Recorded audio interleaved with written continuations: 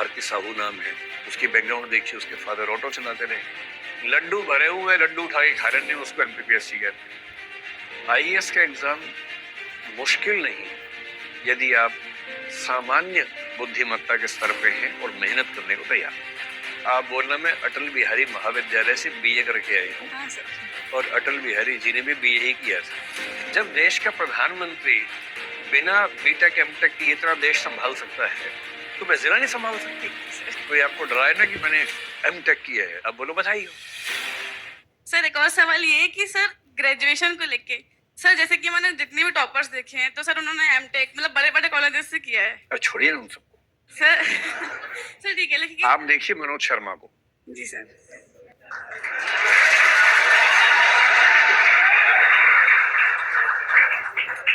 अभी आज सुबह मेरे उससे बात चल रही थी तो विचार हुआ कि वो आज रात को यहीं आ जाए, आज हम गप्पे मारे, पर वो फाइनली हो नहीं पाया।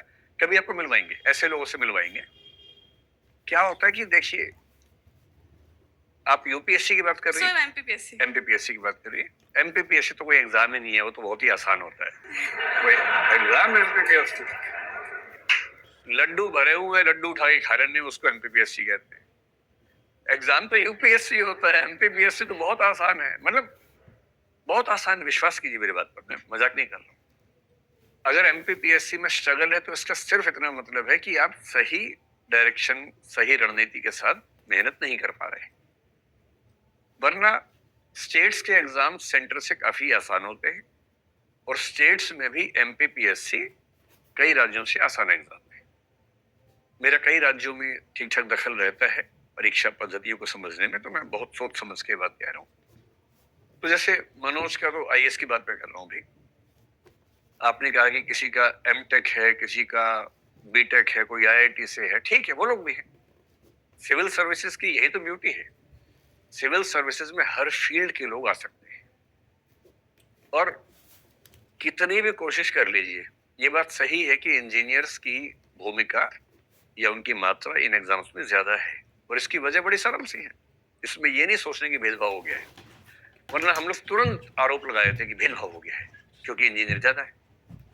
इसके पीछे का तर्क भी तो है। जनरली हमारे स्कूलों में जो 12वीं क्लास में सबसे ज्यादा तेज है पढ़ने वाले बच्चे, जनरली वो इंजीनियरिंग में जाते हैं। यही तो होता है। तो 11वीं 12वीं तक जो बच्चे पढ़ने में सबसे अच्छे थे, टॉपर्स थे, उनमें से 10 में से 6-7 इंजीनियर ही बन गए, 1-2 डॉक्टर बन गए। ह्यूमैनिटीज में कम जाते हैं, कॉमर्स में कम जाते हैं। 3 या 4 साल की ग्रेजुएशन में ऐसा तो है नहीं कि जीन्स बदल जाएंगे, डीएनए वही है, जीन्स वही है।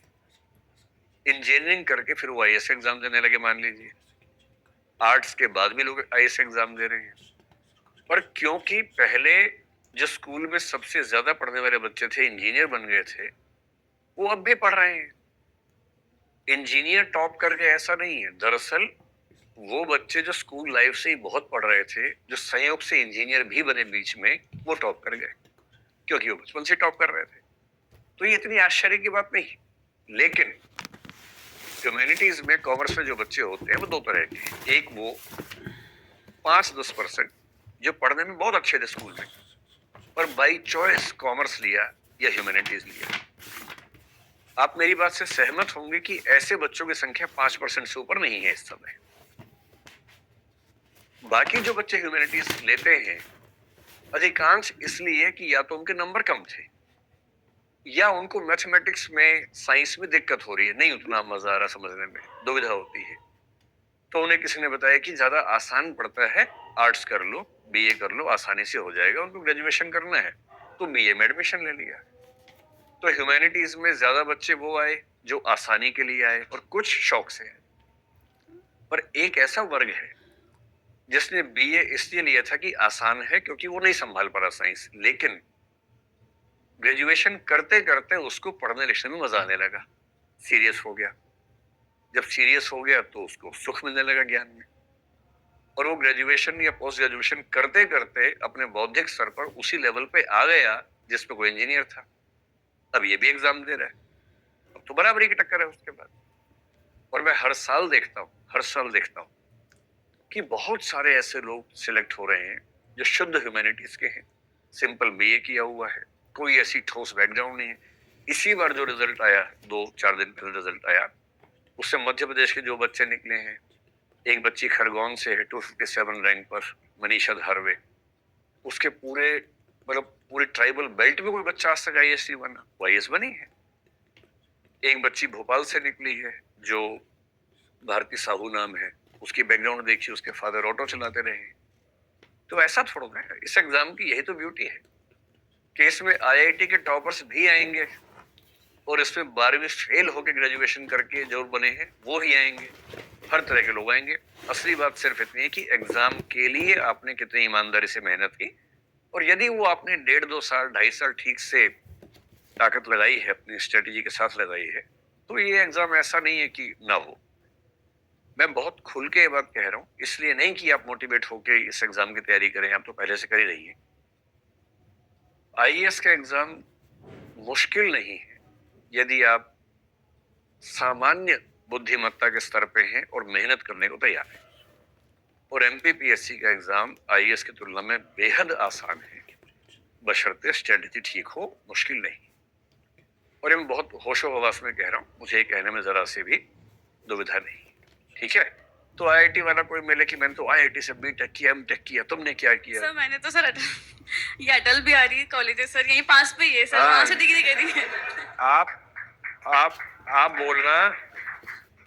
आप बोलना मैं अटल बिहारी महाविद्यालय से BA करके आई हूँ। हाँ सर। और अटल बिहारी जी ने भी BA ही किया था और वो पूरा देश संभाल रहे थे, जी सर। और मैं उस देश में रहती हूँ। सीधी सी बात है, जब देश का प्रधानमंत्री बिना B.Tech M.Tech की इतना देश संभाल सकता है, तो मैं जिला नहीं संभाल सकती? जी सर।